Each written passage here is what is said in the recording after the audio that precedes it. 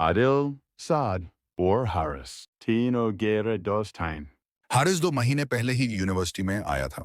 अदील और साद से उसकी दोस्ती भी हो गई थी। हारिस एक मिडिल क्लास फैमिली से ताल्लुक रखने वाला खुश इखलाक लड़का है।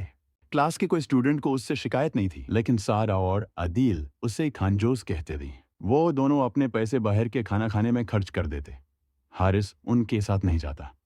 यही वजह थी कि वो हारिस को कंजूस कहते। यही बात जब सर टीपू के सामने हुई तो उन्होंने प्यार से उन्हें समझाया कि इस तरह किसी का मजाक नहीं उड़ाकर हो सकता है कि हारिस की कोई मजबूरी हो, इसलिए वो आपके साथ नहीं जाता हो। वैसे भी बाहर का खाना सेहत के लिए नुकसानदेह होता है।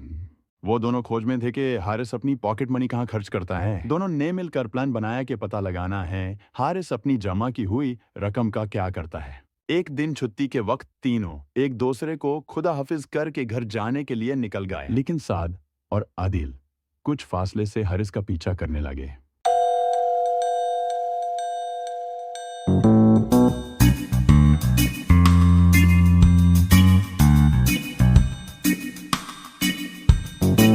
हारिस चलते चलते एक खस्ता हाल घर के अंदर दाखिल हो गया।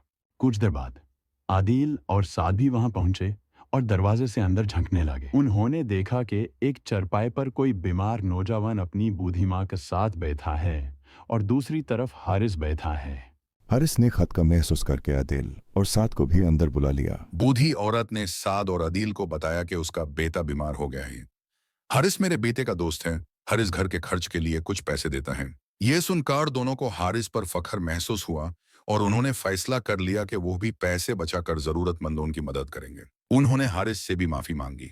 सर टीपू को हारिस के बारे में पता चला तो उन्होंने तीनों की तारीफ की और उनके अज़्ज़म को सराहा।